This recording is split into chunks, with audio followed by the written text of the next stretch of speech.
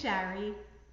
A question that comes up from lots of moms, especially when they're planning to or breastfeeding, is how long should I do this? What's the right amount of time? What's the best amount of time? When should I be weaning? When should I be thinking about stopping?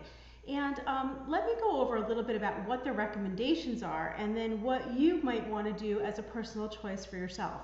So according to the American Academy of Pediatrics, the minimum time for exclusive breastfeeding is recommended as 1 year.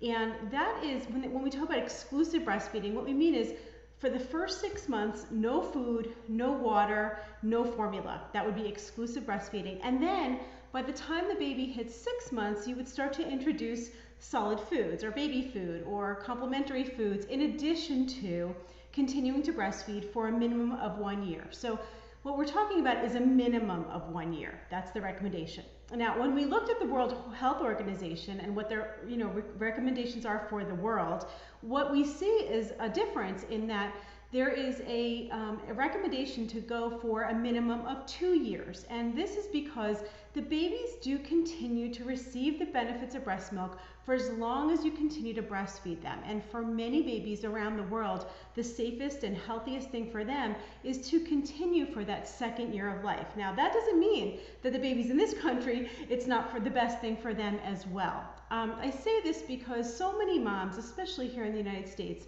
get so much pressure once their baby hits a year old. It's almost like at that point people think, well, there's really no benefit to the baby anymore. When are you going to stop? And this is what you'll hear people asking you. Why are you still breastfeeding? When are you going to stop doing it?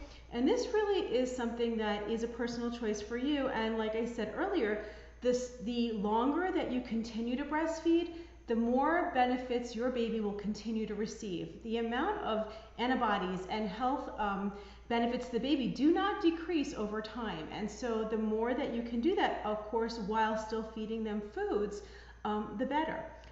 This is something that a lot of moms will say, the baby's 18 months old, I want to stop breastfeeding.